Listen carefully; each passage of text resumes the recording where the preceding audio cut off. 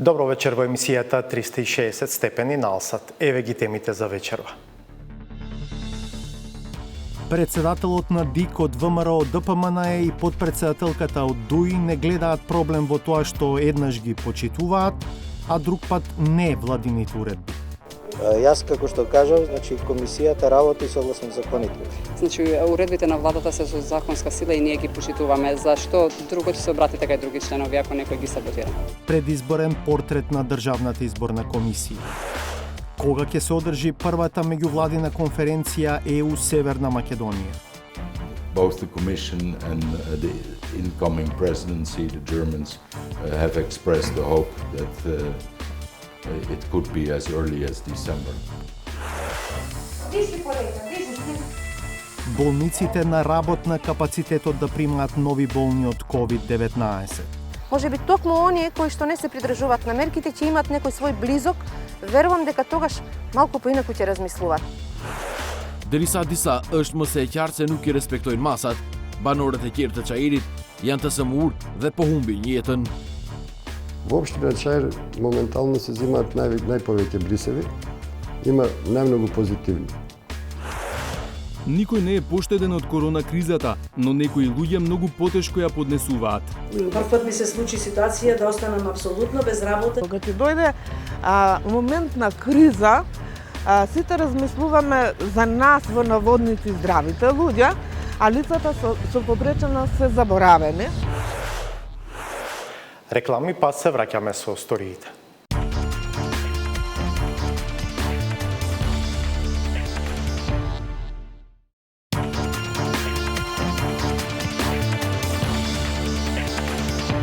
Гледате 360 степени. До гласањето на 15 јули остануваат уште 22 дена во кои многу работи ќе се прекршуваат преку Државната изборна комисија. Случувањата во ДИК пред партиите да постигнат договор за изборниот датум покажаа колку работата на комисијата е ранлива и подложна на надворешни влијанија, до ниво дури и да се блокира незината работа. Нашата Славица Филиповска ги праша председателот и подпредседателката зошто еднаш ги почитуваат, а друг пат не ги почитуваат владините уредби. Еве го незиниот портрет на актуелната ДИК. Државната изборна комисија е тело составено од 7 члена кои се професионално ангажирани за да спроведуваат избори. Но само во последните неколку години довербата во телото ја разнишаа два случаи. Во бомбите, објавени во 2015 година, можеше да се слушне како одлуки се носеле не по професионално обедување, туку по партиски диктат. Да votuješ por to, por tu preš. Votuješ por tu preš и ми можеш почајди. Договорот бил членовите на ДП и ВМРО ДПМНЕ во ДИК да ги надгласат членовите на СДСМ и ДУИ. Се слушна во 8-те аудиобомби презентирани од специјалното јавно обвинителство. Поради ова, на крајот на 2015 година, комисијата доби експерти за председател и заменик председател, предложени и поддржани од сите партии. Но 2 години подоцна и тој состав беше принуден да си замине. Членовите на Државната изборна комисија на затворена седница си поделиле бонуси од 5 месечни плати за изборите во декември и бонус од 4 месечни примања за изборите во октомври. What does it say about the values of the organization itself? Оставките следуваат по жестокиот притисок во јавноста дотаму што беше спроведена онлайн петиција за колективна оставка на комисијата по скандалот со бонусите кој го обелодени амбасадорот Бејли. Во оваа зграда на 4-ти кат работи актуелниот состав на Државната изборна комисија. Беа избрани во летото 2018 година со привремен мандат од 6 месеци за да го спроведат референдумот.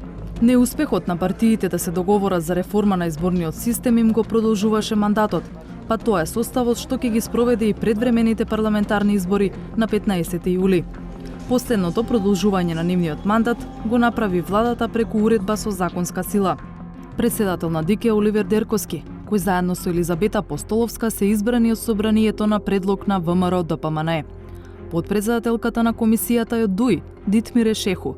Беса има еден член, Енвер Салихи, додека владеачки од СДСМ има тројца своји представници – Јанаке Витановски, Радица Ристеска и Борис Кондарко.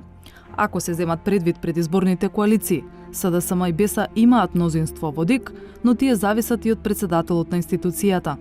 Например, Дерковски и Шеху се тие што можат да свикаат седница, иако формално право да побараат седница имаат и останатите членови, како што се случи минатата недела.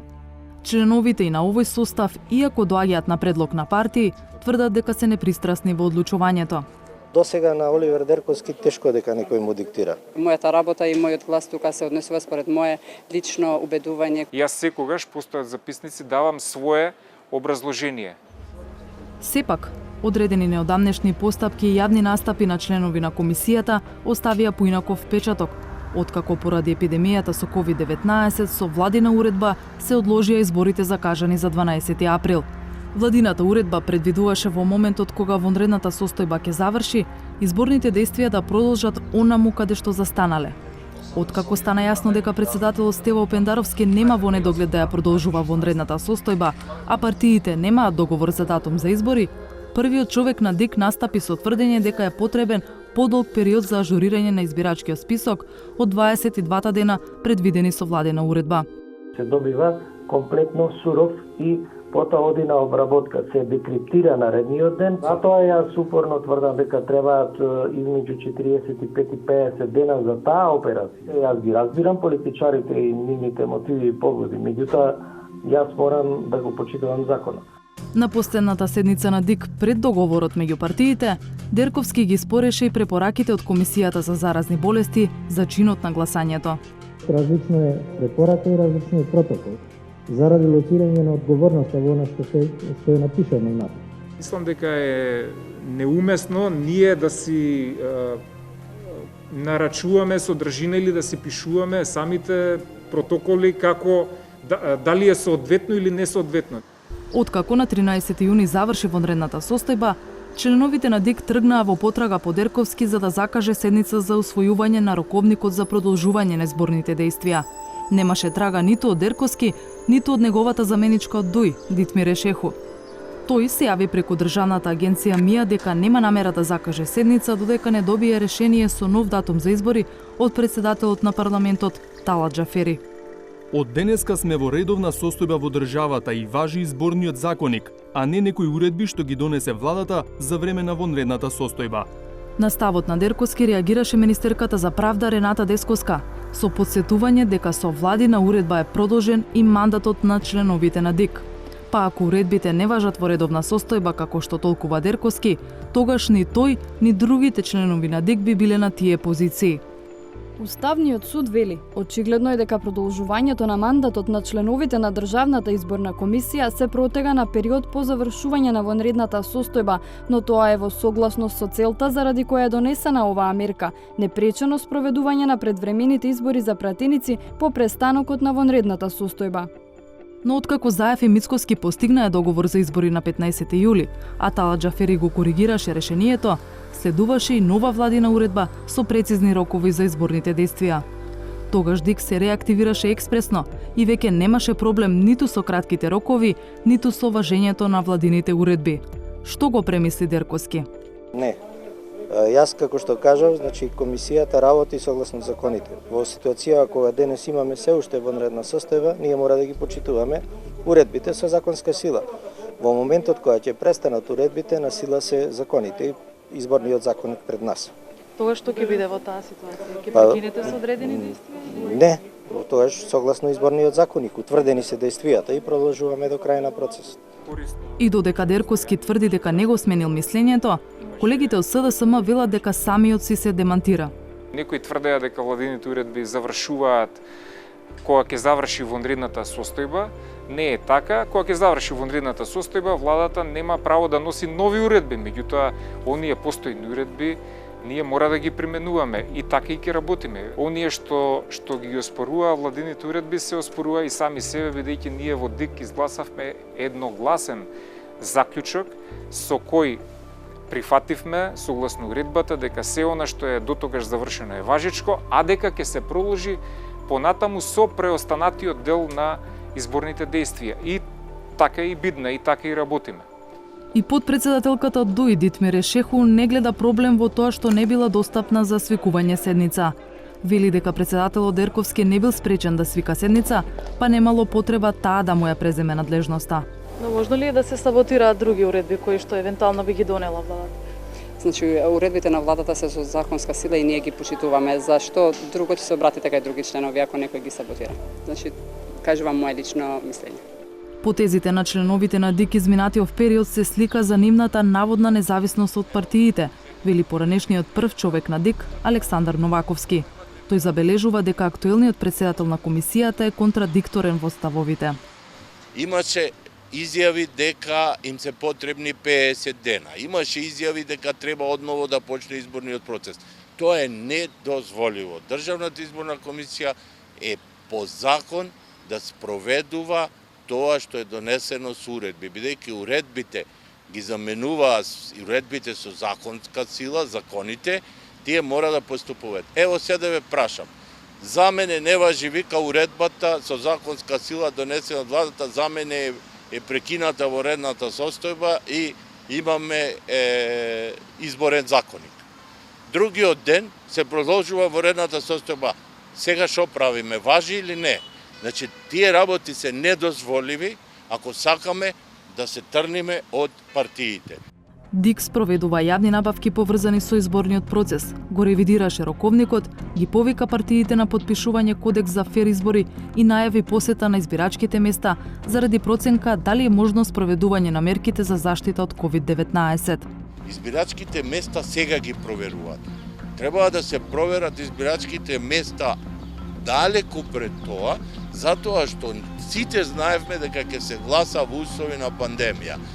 Дали помалку ќе има заразени или повеќе, таа ќе беше ситуацијата и да беше редовниот термин. Ова не е критика, сега им треба подршка, но мислам дека треба да избегнат да работат со партиски влијанија. Новаковски предлага сосема нов модел за државната изборна комисија. Составот да биде од експерти во областа, професори без политички багаж, а за полесно да се изгласа во парламентот, предлага партиите да добијат по еден член, но без право на глас. Ова засега се чини тешко остварлива идеја, зашто партиите тешко би се откажале од влијание од ДИК, зашто потврдат се и последните случувања во и околу комисијата. Добро е што конечно ќе има избори, вели амбасадорот на Кралството Холандија Дирк Јан Коп, дополнувајќи дека земјава помина многу време без парламент, што не е добро за ниедна држава. Амбасадорот Коп, чија земја е една од најстрогите кон земјите кандидатки за време на пристапните преговори, го прашавме кога ќе се одржи првата меѓувладина конференција ЕУ Северна Македонија и што мисли за бугарската позиција. Со холандскиот амбасадор разговара Владимир Мирчевски. What are estimates of the government of Netherlands? When can we expect for the first intergovernmental conference to be held? Yeah, who can say that? Both the Commission and the incoming presidency, the Germans, have expressed the hope that it could be as early as December. But first we have to go through the process of establishing the negotiating framework. I don't know. I can't predict how long that will take. And there is then also the same question for Albania. Is it realistically to expect by the end of the year, do you think? I have really no idea. I really have no idea.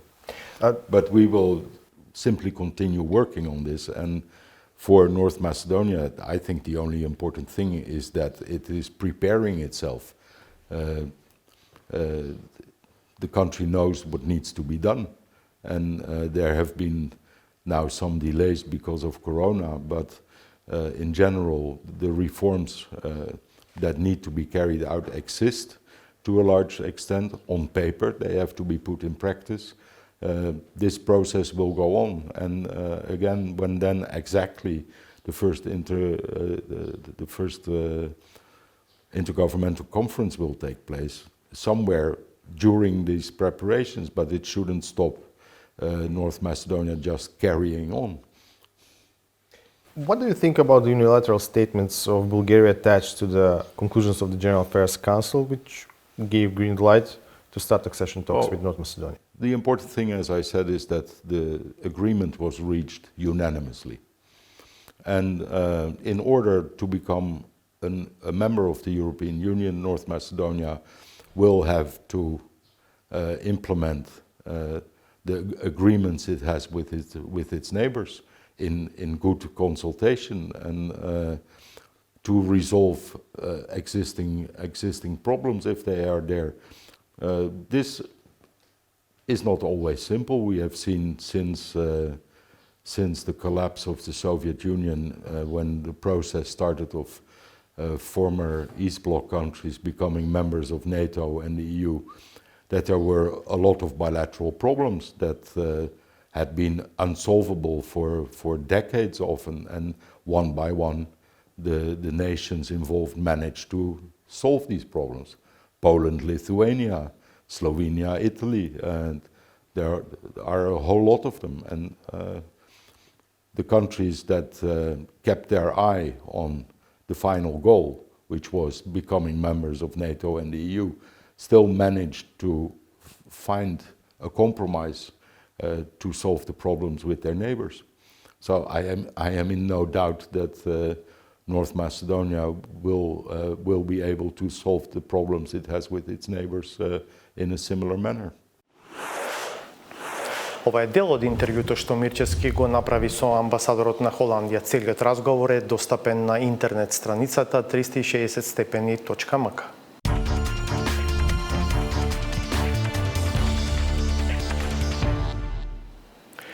Исполнувањето на речиси целиот капацитет на клиниката за инфективни болести и секојдневниот притисок со прием на нови болни во 8 септември во услови на ограничен персонал ги принуди здравствените власти да ја отворат и детската болница Козле за возрастни пациенти. Доктори од болниците во Скопје бараат од колегите во регионалните центри да им ги праќаат само оние пациенти што мора, додека оние од внатрешноста исто така се жалат на ограничени ресурси. Ирена Каревска за тоа дали може да се случи да сведочиме на сцени како во Италија, кога болни со часови се држеа во возилата за итна помош затоа што немаше слободни кревети во болниците. Диши, полека, диши. Добра се ми. Борба за здив на инфективните оделенија низ земјава. Новиот бран на заболени ги полни болниците за лекување на COVID-19. Апелирам до сите граѓани да се чуват. Многу е лош вирус. Здравствените власти уверуваат дека системот е стабилен. Ќе одговориме успешно и на овој голем предизвик. Докторите се мобилизираат, но за да се издржи притисокот, велат, пресудно е поведението на секој поединец. Успех на секој еден човек сега мора да биде да остане неинфициран со новиот коронавирус. Дали е блиско или далеку времето кога ќе стане проблем да се стигне до доктор и болнички кревет?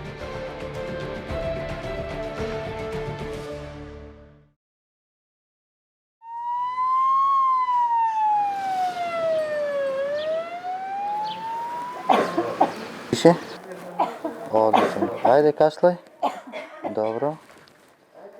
По една недела на кислородна поддршка, Ѓултен Идризи конечно дише самостојно. Добро се чувствуваш, а?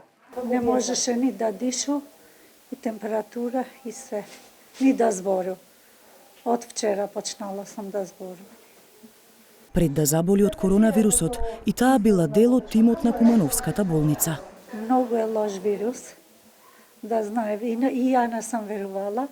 Медицинско лице сам, работа у болница овдека.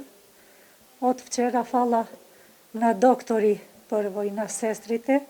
Многу не гледат, многу не чуват. И апелирам до свите да се чуват дистанца и маска. Но сите ја немаат незината среќа брзо да почнат да закрепнуваат. По новиот бран за болени, просторот во инфективното оделение во Куманово е се потесен. Сега однапред. Диши. Млади и стари, повеќе и помалку болни. На секој агол се води битка за здив. Странично положи. Ето така. Освен што е тешко да се биде во ова униформа, тешко е да се работи со пациенти кои навистина имаат средна па и тешка клиничка слика. Голем процент од овие пациенти се на кислородна поддршка. Голем од овие број на пациенти се со бројни коморбидитети. Дополнителен проблем е што болницата нема централен довод на кислород, па и боците со чија помош дишат пациентите мора да бидат под постојан надзор и да се менуваат. Лекарите што го прележаа вирусот се враќаат на должност. Меѓу нив е и Даниел Трајановски, кој верува дека се инфицирал при обид за реанимација на пациентката, која беше запишана како прва жртва од коронавирусот во земјава. Сите што бевме на реанимација, можам да кажам дека сите излеговме позитивни. Сега кога се присеќавам на тој момент и таа слика пред мене, каде што даваме сите напори, меѓутоа не можеме да ја спасиме пациентката, е навистина трогателно, значи за сите нас. Додека едни под исклучително тешки услови за работа се борат за животот на оние што се сместени во болницата, други примаат на преглед нови пациенти со симптоми на коронавирус.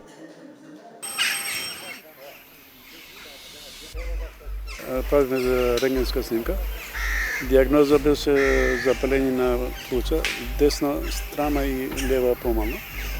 И сега чекаме резултати од крвна слика. Болницата во Куманово, која беше најсилно погодена од првиот бран, се уште кубури и со простори со кадар. Напливот на нови пациенти од почетокот на јуни дополнително го отежна планот за ротација на кадарот. На ниво на цела болница 10% од персоналот беше инфициран, што не е мала бројка. Замислете ги и контактите кои што во исто време беа отстранети. И друго нешто, ние по соуредба на влада моравме да ослободиме дел од персоналот затоа што имаат диагнози заради кои не треба да бидат присутни на работното место, па тоа додатно ни отежнуваше работата. Значи, намален персонал по секој основ. Инфективниот оддел во Кумановската општа болница во моментов е речиси целосно исполнет. Доколку има потреба во поголемите соби, може да се донесе само по уште еден кревет. Освен во инфективното одделение во Куманово, борба со COVID-19 се води и во неколку други болници низ различни градови во земјава. Но најтешките случаи, односно пациентите кои имаат и други сериозни заболувања или пак се во тешка состојба поради самиот вирус, се носат во Скопје.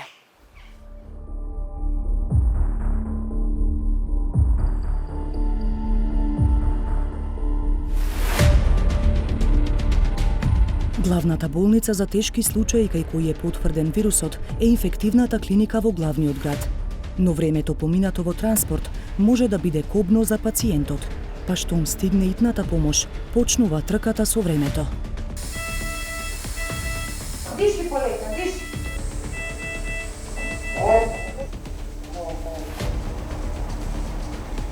Најтешката борба се води на првиот кат, каде е одделот за интензивна нега. Оние кои закрепнале велат, никому не му посакуваат да го доживее нивното искуство. Да се пазат што повише. Вирусот не е некоја игра, току е стварно вистински постои. Според директорката на клиниката, причина за смртта кај половина од заболените е што предоцна се јавиле на доктор. Стевановиќ тврди дека секој што има итна потреба од лекарска грижа ја добива, но апелира да се почитуваат правилата и луѓето навреме да се јавуваат кај матичниот лекар. Секако пациент со развиена симптоматологија се упатува во здравствена институција. Само ние денеска сме имале многумина такви кои имаат сериозно развиена клиничка слика и денеска побарале да бидат тестирани. Секако се проследува здравствената состојба, тестот оди паралелно и се трудиме таквите секој ден таков пациенти да го згрижиме. Меѓутоа, тоа значи растурање на системот што сме го поставиле. Тоа значи намалување на капацитетите, тоа значи избивање од патот.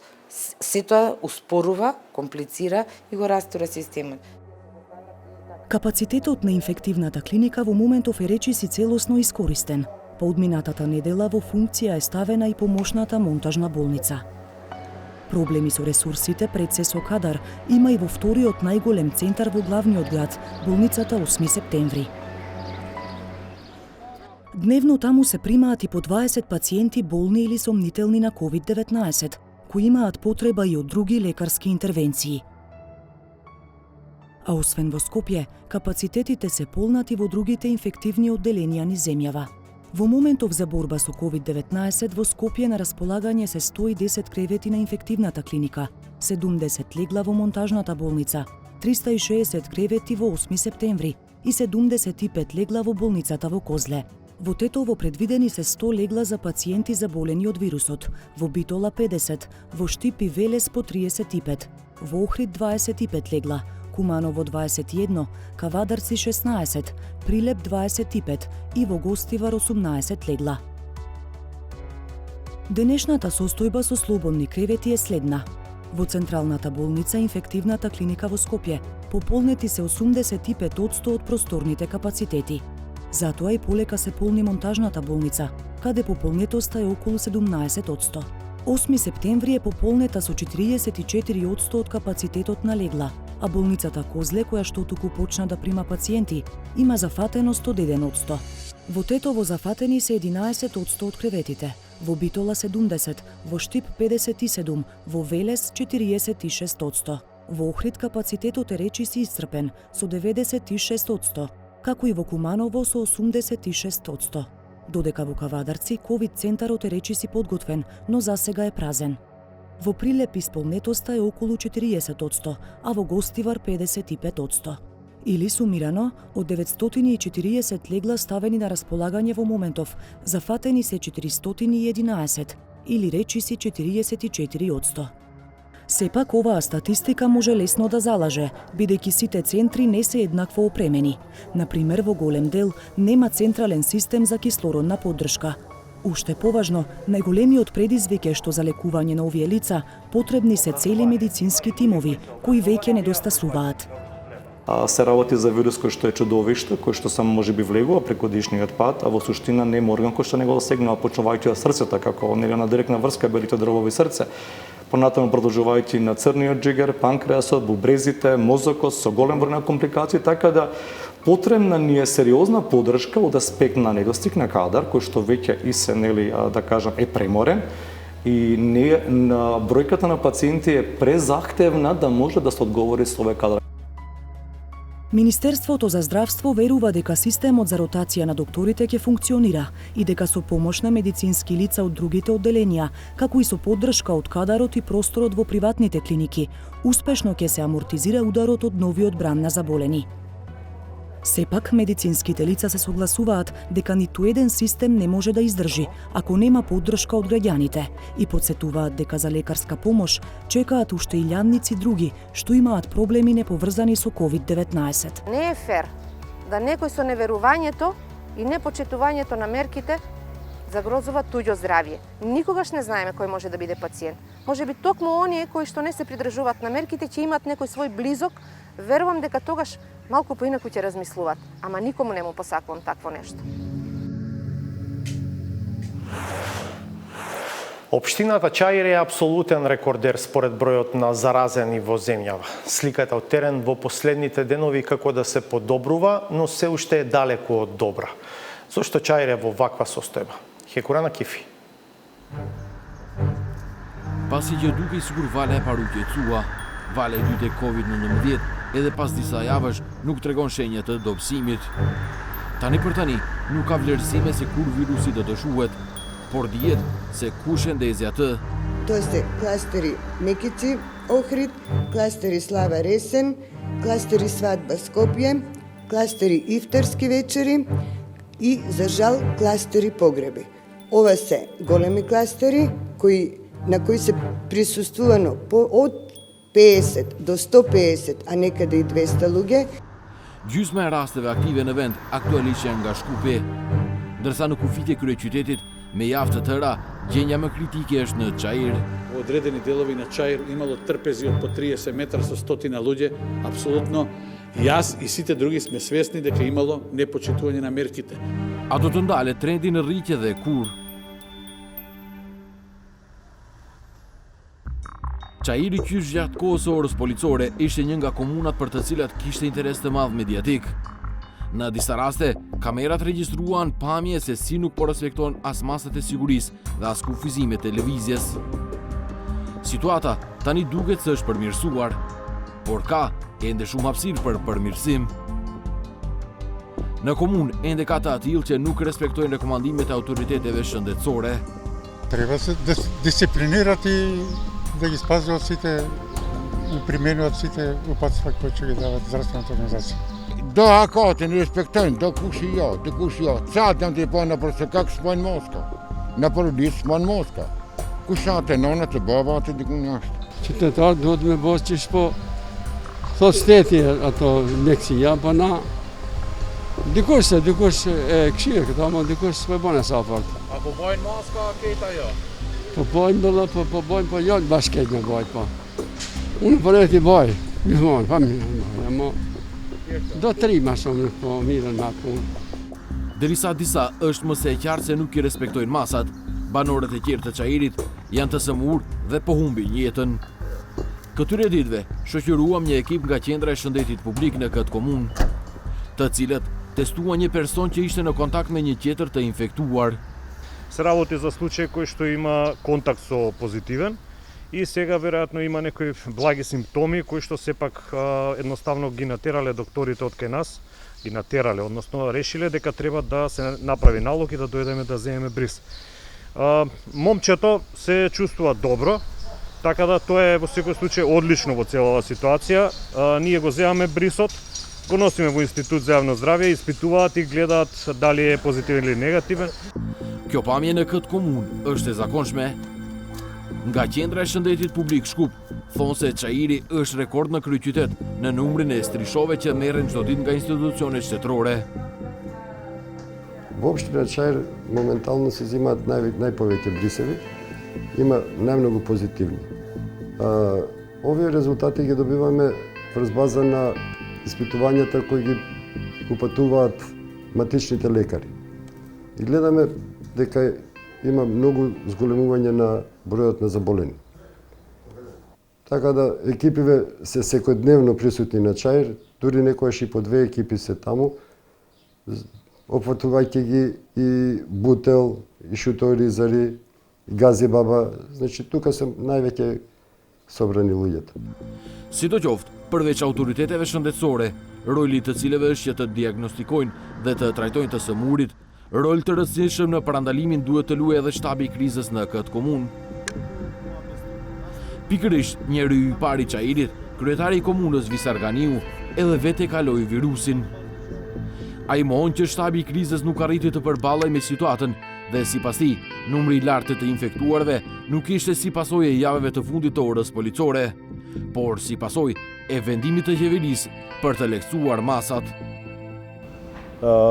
Por këtu jo që du të amnestohen, por ka institucione në fjalë, ku me të vërtet kemi kërkuar disa herë dhe thotë që të bëjnë një analizë pak më detajume, më të thukt, për shkak se ata i kanë dhe thotë ato klasterat, i kanë familjet ku janë, dhe thotë të identifikume dhe në bazë të atyne protokolleve që i marrin informatave, në bazë të anketave, duhet me dalë me një qëndrim me ditë se sakt ku qytetarët tonë, dhe me thonë cila ka qenë shkaku që dhe thotë virusi ka deportu në Çajir.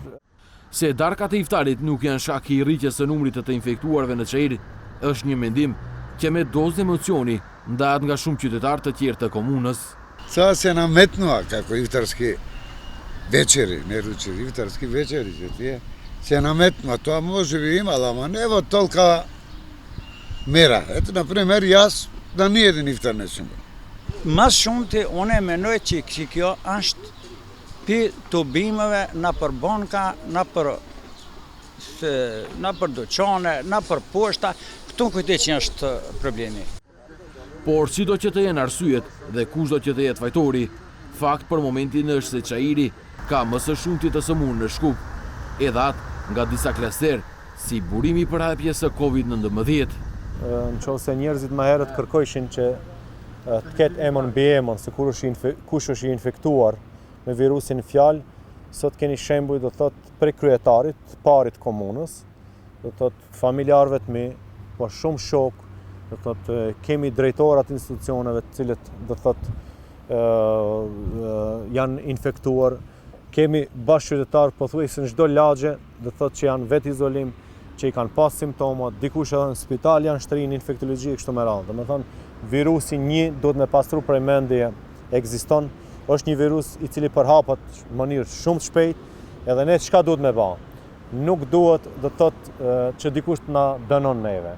Ne duhet të jemi disiplinuar për vetveten, edhe duke qenë disiplinuar, duke i zbatuar të gjitha ato masa që kanë dalë konform rekomandimeve që na jep pushteti qendror. Në rrethana të tilla ekziston vetëm një rrugëtalje, si për Çajirin, ashtu edhe për të gjitha komunat e tjera. Meqense ka shumë që janë bartës të virusit, ndërsa nuk kanë simptoma, të gjithë duhet të mbajnë maska në fytyrë dhe hund, të pastrojnë duart rregullisht dhe të mbajnë distancë prej rreth 2 metrash nga pjesa tjetër. Луѓето со попреченост, кои во редовни околности се соочуваат со бројни предизвици во корона кризата, се уште попогодени. Од здруженијата што ги штитат нивните права бараат посебен сет мерки за овие граѓани, а од владата одговараат дека не ги заборавиле при носењето уредби. Зоран Јовановски ја има оваа сторија. Никој не е поштеден од корона кризата, но некои луѓе многу потешко ја поднесуваат. Прв пат ми се случи ситуација да останам апсолутно без работа. За луѓето со попреченост предизвик е и блискоста со личните асистенти. Колку можеме се заштитуваме. Сепак не можеме да одржуваме некоја далечина од 2 метри, бидејќи ние не можеме да функционираме така. Граѓанскиот сектор ја критикува владата. Кога ќе дојде момент на криза, сите размислуваме за нас во наводници здравите луѓе, а лицата со попреченост се заборавени. Воопшто не ги зеда во предвид нити принципите, нити одредбите од Конвенцијата за правата на лицата со хендикеп, а со тоа и всушност направија дерогирање на нашите права. Дали за лицата со попреченост се потребни посебни мерки за поддршка во актуелната криза?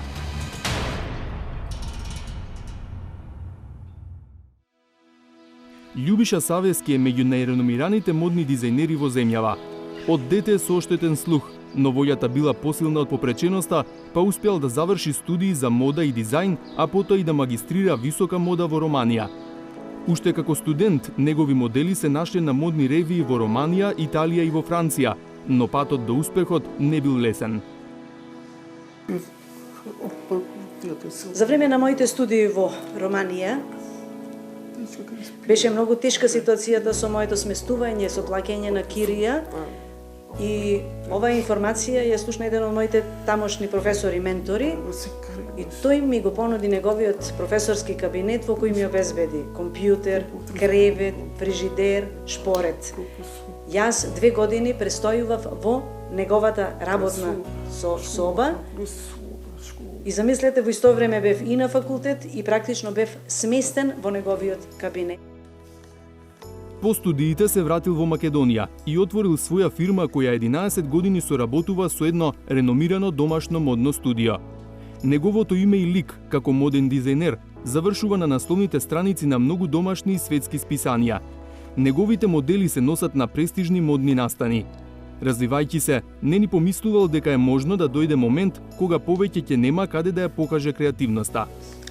Кога ја чув информацијата дека фирмата во која работев се затвора заради корона ситуацијата, се чувствував депресивен, потиштен, затоа што првпат ми се случи ситуација да останам апсолутно без работа и прашањето како понатаму, што ќе правам со себе си, како ќе обстојувам, како ќе обезбедам средства за живот за мојата фамилија, бидејќи имам 2 деца кои одат во школа и реално постојат реални трошоци за нив. Смета дека државата треба системски да ги заштити луѓето како него. Јас предлагам за потребите на глувите, на слепите, на сите луѓе кои имаат свој приватен бизнис, да се отвори еден центар или како науката би го рекла бизнес инкубатор. И таму сите информации, толкувања, сметководители, книговодители и се што е потребно да допри до нас, да стигне до нас, ќе го добиваме така е во светот. Савески активист на движењето против хендикеп Полио Плюс.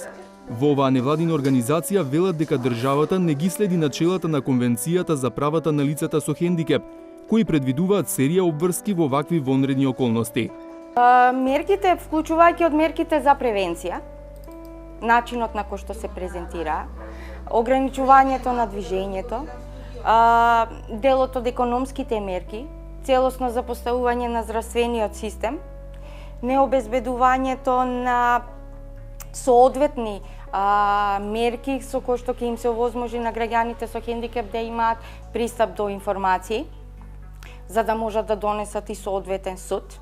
И секако најважното неводењето на евиденција и статистика и активно вклучување на лица кои што ја познаваат проблематиката, а би им помогнала на државата да креира соодветни, правилни, целисходни мерки кои што ќе го опфатат интересот на заедницата со хендикеп.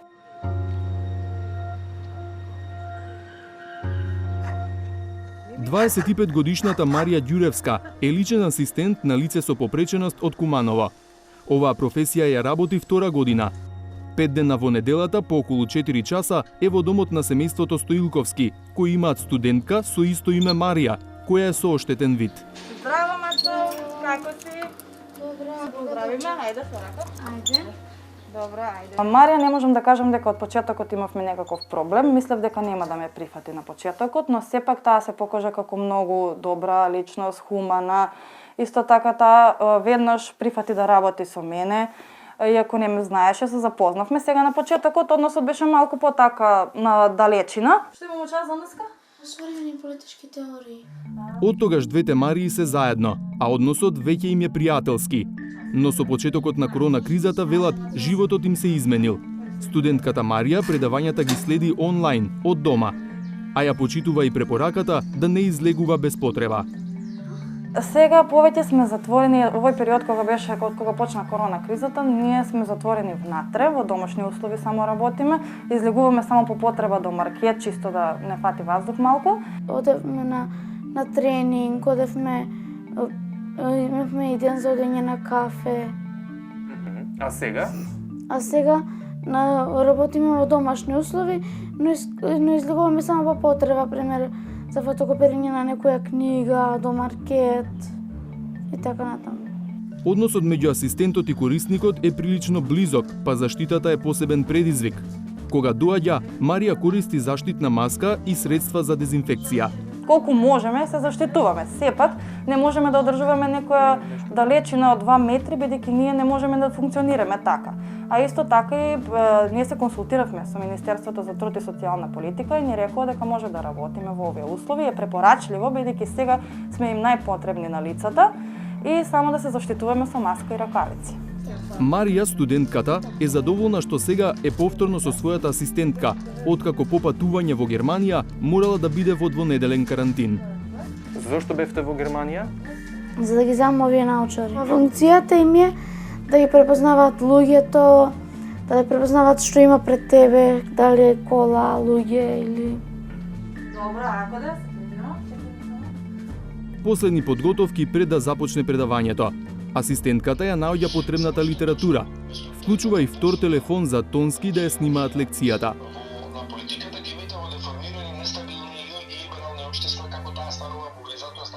Марија студира дипломатија, а за учење потребни се мир и тишина.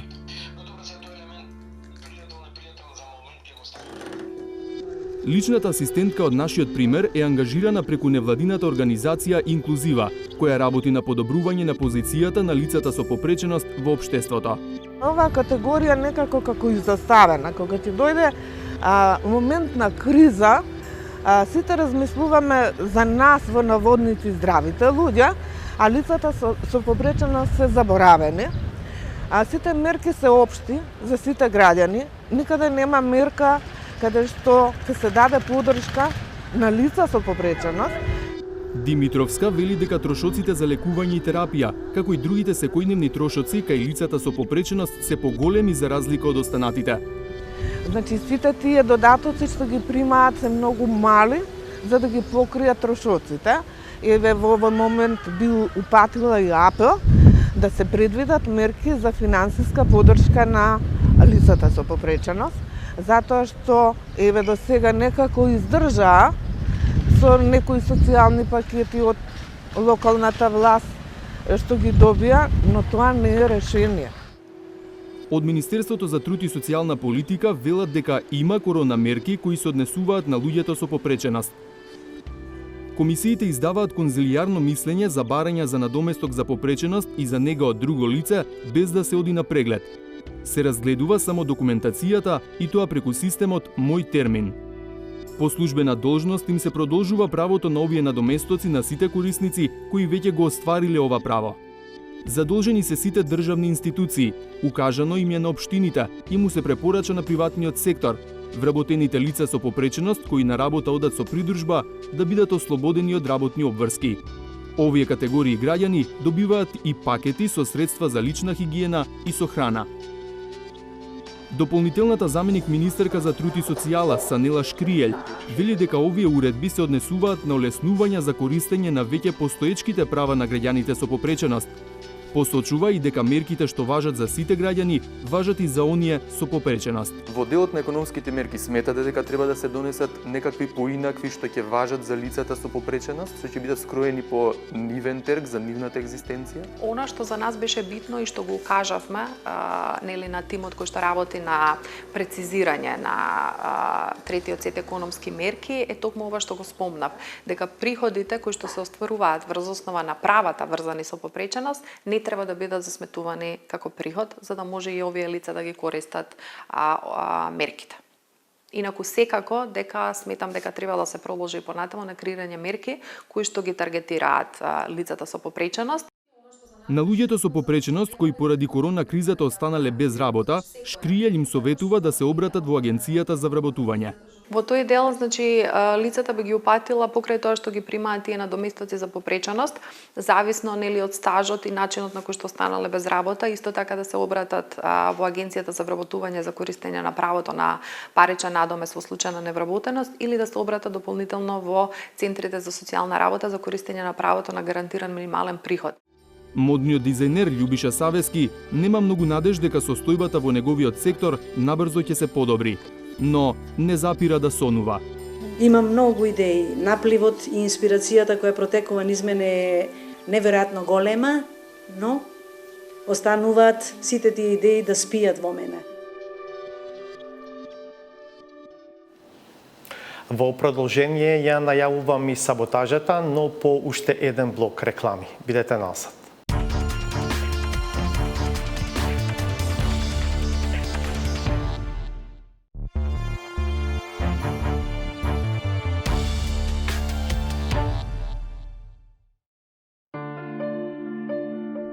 Алските момци и девојки кои го запоседнуваат пиедесталот на здодевноста успеваат на него да се качат кога импресионирани од филмот што го гледале, пробуваат да го пренесат неговото сиже, уверувајќи дека нема да тапат. Нема да ви го раскажувам филмот. Прито ќе кажам само една работа. 20 се осудени во најзлогласниот затвор во светот, 20 тврдат дека се невини. Не се виновни ниту оние кои сакаат да влезат во светот на славните, ама не успеваат да запаметат ниту една реплика. Обидот преку партиски суфлери да се добие улогата изгледа како на вистина лоша продукција, која за среќа се уште е вирална и сведочи за дилетантскиот политички предизборен маркетинг. Многу сме задоволни. Многу сме задоволни од владата на Република Северна Македонија, плаќаат субвенциите на време. И се надеваме ќе продолжат овие мерки. Стив Маквин по секоја цена се обидува да избега на слобода, а Дастин Хофман чека адвокатот и жена му да фатат врски да го ослободат. Од судбината не се бега, очигледно е дека ниту преку врски никој не може да се ослободи од врската која му е наметната. Кога подкажувањето не покажува задоволителен резултат, се применува спикерска метода, па наместо да се користи идиот, се чита директно од хартија. Се стимулира автохтони раси на овци и говеда, и тоа браменка и буша. Во еден момент Стив Маквин побегнува од затворот. Но бидејќи затворот се наоѓа на остров негде во Пацификот, доаѓа до домородното население и сака да ги плати се што се треба да даде да им даде, за да му дадат чамец и да избега од цивилизацијата. Примери за нецивилизираност има насекаде. За бегство од него, во случајов не треба чамец, туку вода. Оти само така може да се спасат житните култури кои се мета на пироман од домородното население. Под таков притисок, нормално е жртвата да заборави кој е и што е чие и чие било. Оваа површина што е тука јачмено, таа е купена од тие што палат, од тие пријатели. Не од ми, него од друг човек, што му била дужна она на него и да ја врне парите, не е можела, човек се зима нивата. После синува купува нивата од тај човек, не од него, него од това и другиот што е земал. Човекот кој што ги чува чамците во тоа домородно население, во самото село е лепрозен. Со таква здравствена карактеристика не се поминува на тестот за служба во Ирак или Афганистан. Потребни се други предиспозиции за да се стаса на фронт. Еве, да речеме, јас сум заинтересиран, сум некоја личност X и сега ти ме упатуваш. Упати ме што треба да направам. Ако вие сте заинтересиран, да, ќе морам веднаш да ви кажам, не бидејќи еден од условите е војнички изглед. Вие изгледате повеќе старешински, како некој мајор, полковник, не како војник. Ме дупи. Се шегувам, значи... Другови ме дупи. Лепрозниот пуши пура и вика колку си спремен да платиш. Стив Маквин вика спремен сум да дам се што треба. Се зависи од тоа дали ќе се исполни барањето. А кога станува збор за нарачка, тогаш не постои нешто што не може да се стави во метрика, распоредена низ редоследна диаспорска рима. И Стив Маквин ја зема цигарата и ја запалува. Сега тишина. Поста да ти биде заед судбината. Ти што сакаш да ни ја земеш татковината. И на нашите деца заед иднината. Уште еднаш. Поста да ти биде Зоран судбината. И на крајот, финале. Нема да ви го раскажувам филмот. Вито ќе кажам само една работа. Многу фала и нема што да кажеме. Понекогаш отсуството на коментар говори и повеќе од него. Пријатно на крајот на уште едно издание на емисијата 360 степени. Останете налсад да ги погледнете и вестите на македонски јазик. Ние повторно ќе се видиме в петок од 22 часот. Пријатно.